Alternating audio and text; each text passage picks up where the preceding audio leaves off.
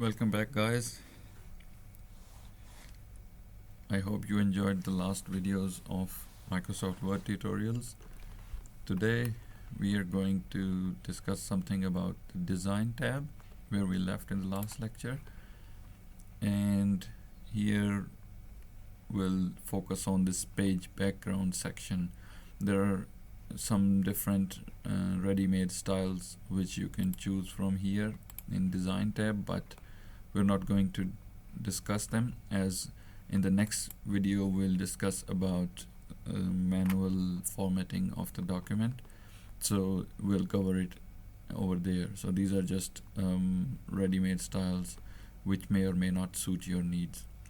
So first of all, we'll talk about putting a watermark in the document, as sometimes you need to put something in the background like confidential or another watermark, just to show that this document is yours, copyright. And for that we can click on watermark and we can see some ready-made watermarks, like for example if I click on confidential, you can see that is appearing in the background now. So you can also make your own watermark. If you click on watermark, click custom watermark, and then you can put a picture watermark or a text watermark. So if you put text watermark, you can write anything here, and you can select the font, and then alright, which font we should select? Yeah, this one. And then size automatic, semi-transparent, you can choose its color if you want, diagonal or horizontal. So you have quite a lot of control over your watermark. So just click apply, and then you can see that your watermark is appearing in the background in your document. If you want to put some background color on the page, like you want to change the color of the page, it's better to use a ready-made colored page in the printer if you want, but if you're really desperate and want to change the color and print it all over a white paper, you can still do that. You can go to page color and select a color for your page, and now your page will be of that color.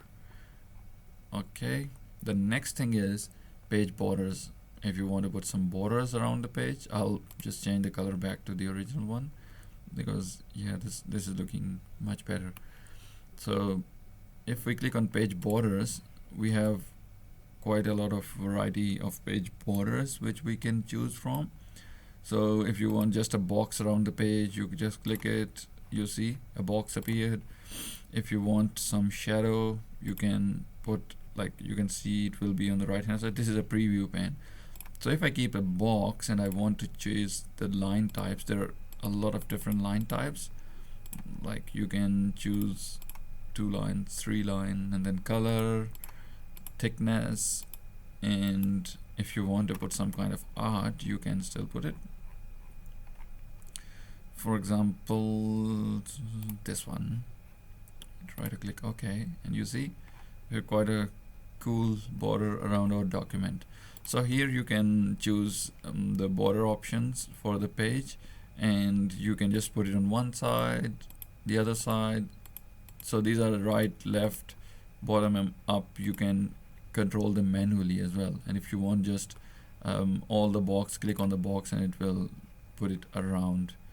And you can apply it to whole document, this section, or just this page, or all except the first title page. There you can choose from all of these options, and you can draw pretty borders around your document.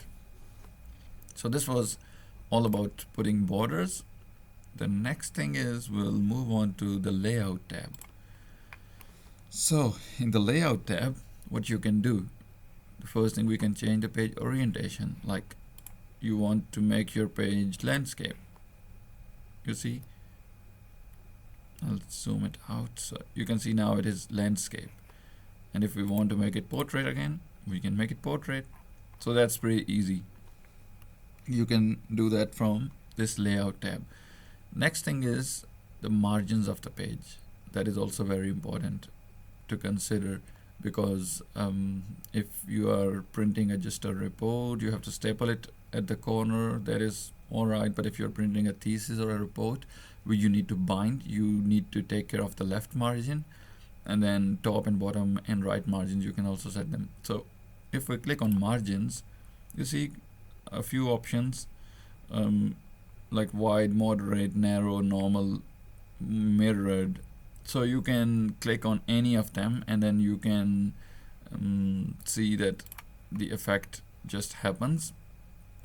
But I prefer to set them manually. So if you click on margins and you go down here to custom margins, click on that, and then you can see a page setup dialog box. So here we can control everything.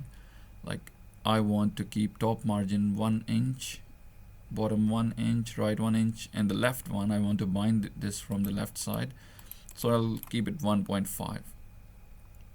And then you can also change the page orientation and then apply this to whole document, or just from this point onward you can do that. And if you go to paper, that is also very important.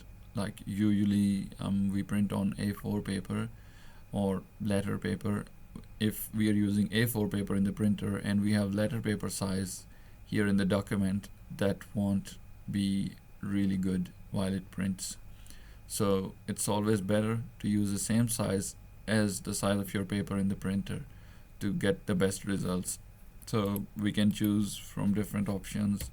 Like, I'll select A4, and then in the layout tab you can see different options, like when you give a section break, how a new section starts.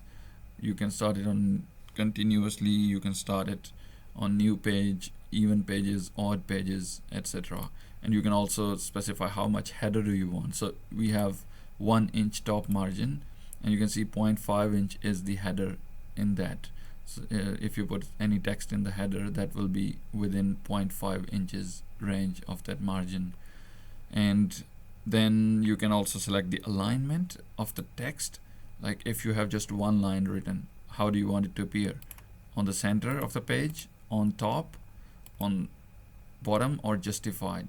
So usually it stops. I'll keep that, and you can see that we have pretty much covered everything necessary in this page setup dialog box. So now I'll click OK, and you will see that the left margin will be 1.5 inches now.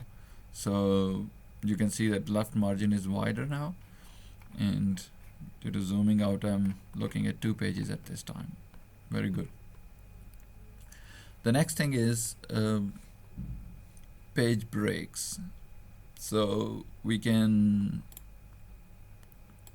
see that page breaks has different options, like page break, column break, next. So these are page breaks, these are section breaks.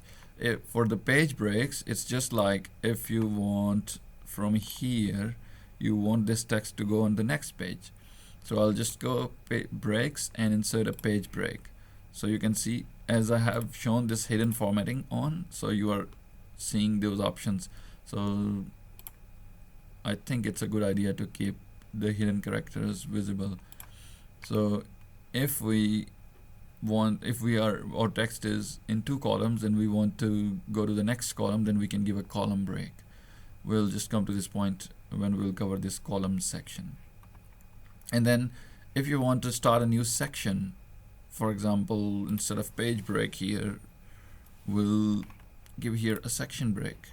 So you can start a new section on next page, or on continuous page, or even or odd pages. So if we start a new section on the next page, so now this is a different section, and this one is another section now in our document.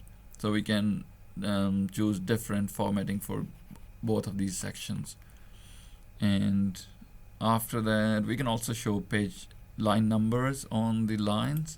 Like, some journals require you, when you submit your research article, they ask you to print the line numbers. So you can print line numbers from here. You can print them continuously, like from 1 to onwards unlimited, or you can restart on each page, like from 1, start 1 at each page or each section. So if we do it continuous line numbering, you can see we did it from here, so cursor was here, so it didn't recognize the previous section, and you can see we have line numbers now. Another thing about this layout tab is the columns. You can also select multiple column document. For example, we want 2 columns in our document. You can see that now we have 2 columns in our document, like a scientific article or an online report. So you can select various other options from here, and this was all about the layout tab. There is one other thing I want to cover in this tutorial, that is the view tab. In the view tab, you can select the layout of your paper, how you want to read your paper, like read layout. So here you can just read the document easily. And then I like the print layout because this shows you exactly the paper like you will see in the print. And then you can show the rulers, like you see the rulers on top. Here you can see the indents and everything, so it's a good idea to keep the rulers on. And then you can also see grid lines if you want to see how your text fits in the grids. These grid lines will not be appearing in the print, but they're just for your convenience. If you're drawing some picture or figure or something, that makes that easy sometimes. And the next is navigation pane. Navigation pane is also a cool thing. You can search throughout the document, or if you have proper formatting, you can see all the headings and the contents of the text here. So we'll come to that in the next tutorial, how it works. This was all about today's tutorial, and I hope you enjoyed these things and you will learn them and apply them in your next assignments or Word documents. So we'll see you in the next tutorial. Bye bye until then.